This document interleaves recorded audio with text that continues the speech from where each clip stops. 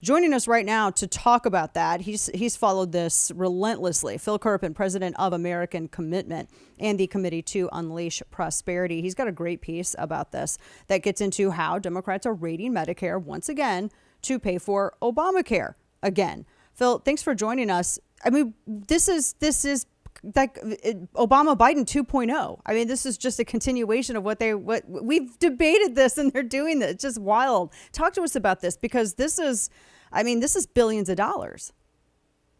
Yeah, it's pretty remarkable, because I looked for a little while like this was going to be the entirety of the reconciliation bill. And then, of course, Manchin cut his deal and they brought back all of the green energy and the electric car stuff. And that sort of overshadowed the Obamacare spending, which is still in the bill, but became, much smaller as a portion of the whole, and therefore got a lot less attention. But really, the extension of these supersized Obamacare subsidies is a really bad policy. They've essentially taken the lid off of who qualifies for Obamacare subsidies. It was originally only up to 400% of the federal poverty level. They've now eliminated income qualification. And so if premiums are very high in your area, you can cap out you can get up to 9% of your income.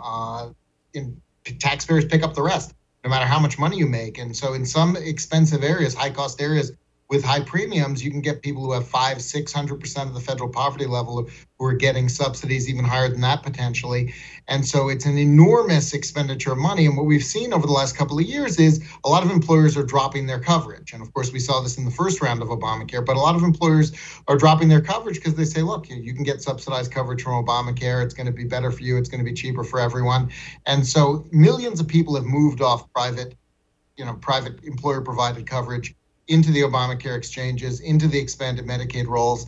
And so as a consequence of that, we're spending just a massive amount of money for very small gains in coverage. Most of the people we're now paying for are people who previously had coverage, who've lost it.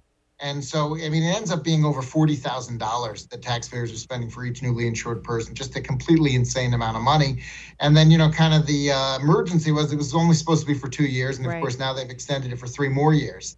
And the insurance companies, I don't know how they've got total ownership of the Democratic Party, but it's pretty remarkable to me because they had very low claims for the last couple of years. People were not going to the hospital. They were not going to doctors. They either were scared of COVID or they didn't want to deal with the masks and the visitor restrictions or whatever the reason was. We had record low utilization. So premiums should have come down. Instead, they stayed about even. And then as utilization started to come up, and we still haven't reached 2019 levels, by the way. But as utilization started to come up, the insurance company said, oh my God, people are coming back to healthcare settings. We're going to have to jack premiums up through the roof. Congress, you better expand subsidies or you're going to get blamed for it. And it's going to be, and instead of doing oversight and holding them accountable and figuring out why they were having these massive premium increases, they said, great, we'll extend them. Taxpayers will pick up all the cost. And so how do they pay for that? How do they pay for that and the green energy stuff and all the rest of this bill? Well, they've got 3 basic ways. They've got this new financial statement income tax on large publicly traded companies. That's got a lot of attention, though probably not as much as it deserves. There's the IRS expansion, doubling the size of the IRS. That's got most of the attention, and it probably deserves it because it's a disaster. But then the third way is that they raid Medicare.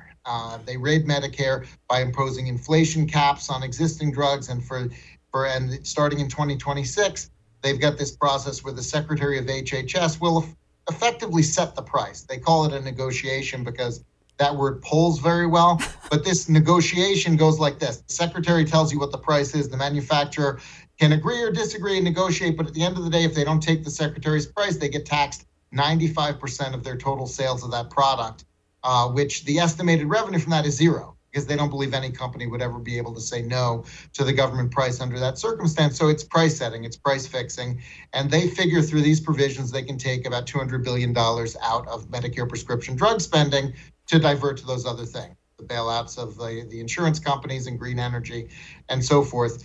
I think it is insane to believe you can forcibly take that much money out of prescription drug spending in Medicare without hurting seniors.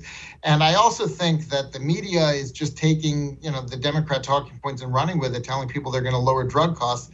I actually think this is more likely to raise drug costs for a couple of reasons. Dana, first of all, they impose an inflation cap on drug prices. So drug companies can't increase drugs more than the rate of inflation in any given year. But the rate of inflation right now is about 8%, right?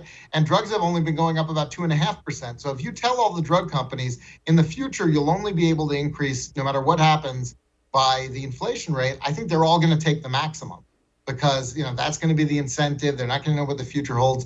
And so when prices have only been going up by 2.5%, they're all going to take the maximum. They're all going to go up 8%. So all the existing drugs are going to become more expensive. And then the launch price for new drugs, when they are developed, I think those are going to be much, much higher for a couple of reasons. First of all, they know in the future they're not going to be able to raise prices more than inflation no matter what. So they've got an incentive to come in very high and then maybe cut them, maybe not. But I think that's going to force launch prices up. But also the whole economic logic of the industry changes, right? Because now you don't want to be one of those 15 biggest, most successful drugs where the secretary can set your price. You want to kind of be like right below that. So you want to set your price so that you'll be popular, but not too popular. So I think seniors are really going to lose out. I think that fewer drugs are going to be developed. The ones that are developed are going to be more expensive, not less. I think this is going to blow up in their faces. And, if I'm being really cynical, Dana, I think they don't really plan to ever implement this. They're going to shake down the industry for a bunch of money. And before it actually takes effect in 2026, they're going to end up scuttling it because it's so unworkable. But they're going to raise a fortune in campaign contributions in the interim. This is one of the craziest things. It's a Rube Goldberg design that doesn't actually accomplish what it's set up to accomplish. We're talking to Phil Kerpen, who is a walking encyclopedia about all of this. And I just can't imagine the impact on, you were talking about the impact on seniors. I was looking, you had stated in your piece that the analysis of, it was one of the earlier versions of this plan, but still, University of Chicago, they found that when you're looking at new drugs being developed, it would lead to between 167 to 324 fewer drugs being developed over the next 2 decades. I just think of, just to throw out, one of the most basic examples I can, antibiotic resistance. That would affect something. That all is included in being affected by this, correct? Yeah, no question. The economist who's got the model for this is a guy named Thomas Phillipson at the University of Chicago. And I think he did run his model on the final bill, and it was 100 and some drugs that wouldn't be developed. So it was, not as much as the earlier versions, but that's because they're just trying to get a foot in the door. You look at what Peter Welch from Vermont said, who helped author these provisions. He said, this is just the first step. We'll be able to come back to this when we need money for other spending in the future and expand this. And so, look, if you tell the industry, which spends an insane amount of money on R&D, that if you have that breakthrough, if you have that drug that really becomes the new standard for something that millions of people want, we're now going to limit your upside, essentially. We're going to cap what the return on that investment is, because when you become one of the most popular drugs, the Secretary of HHS is going to set the price. They could set it very low. That's like a nuclear bomb going off for research and development, because the incentive for doing hundreds of billions of dollars of R&D every year, which is what the industry does, is, a lot of those drugs will fail, but some of them will be massive hits, and that pays for doing all of that R&D and so forth. If you cut off that upside, you say if it's risky to be too successful because the secretary is going to come in and set your price, and under the threat of a 95% tax, you're going to get a lot less R&D. I don't know if he specifically ran the numbers for new antibiotics, but he did run the numbers for cancer drugs. And this was one of the most remarkable things. And Phillipson has an article on Newsweek where he goes through this. But he said that the impact on how much R&D for cancer drugs will be cut in the private sector from this bill, it's 9 times the amount of money that they put in Joe Biden's cancer moonshot. So it's 9 times, the cut is 9 times larger than the increase that Biden called a moonshot for cancer drugs. So if this is allowed to stand, it's going to really have a devastating effect on the development of new drugs. I don't know how the Congressional Budget Office claims that it'll only prevent 15 new drugs from being developed if hundreds of billions of dollars are coming out, pretty much coming out directly from the industry. They have an extreme lowball on that. But even with that lowball, they're agreeing that we're going to have new drugs that aren't developed as a consequence of that. And I wonder how all the Democrats who voted for this defend that. Yeah, and that's the key point. Talking with Phil Kerpen. Last question for you, Phil. You said if it's allowed to stand. I mean, that's that kind of key question. Everyone's looking ahead to midterms. I mean, I mean, is it as something as simple as, well, we'll just repeal this bill. Republicans will get rid of it, because some of the stuff, it gets so entrenched. I don't know if it's just as easy as, that's a layman's way of doing it, but I don't know if that's actually feasible politically, if they have the political will to. Well, I think it's pretty hard. Obviously, they passed this with a simple majority, so it could be repealed with a simple majority, Right. but you need to have a president who would sign it. Obviously, I don't Exactly. think Biden's going to sign it. So, but 2026, of course, will be after there's a presidential election. And so I think a lot of this will depend on what We'll go happens that then. far.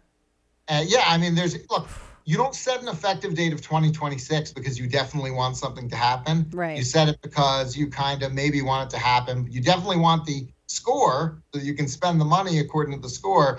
But I really would not be surprised if they don't ever intend to allow this to occur, and they're just shaking the tree of the pharmaceutical industry for, political support and so forth. I mean, it'll be interesting. One of the things to really watch is, does the industry now abandon Democrats and say, wait, these guys are not our friends, they're trying to destroy us, let's actually support Republicans and get it repealed? Or do they say, no, let's throw a ton of money at Democrats and get them to change their mind? They'll Oh, probably kind of try to do both. I don't know. It'll be interesting to see. that's the $1 million question, and that's definitely what we will watch. Phil Kerpen, always so good to talk with you. I appreciate you joining us and breaking this down. President of American Commitment and the Committee to Unleash Prosperity. Thank you so much. We appreciate all of your stuff on this. Is always spot on. Thank you so much for your time today.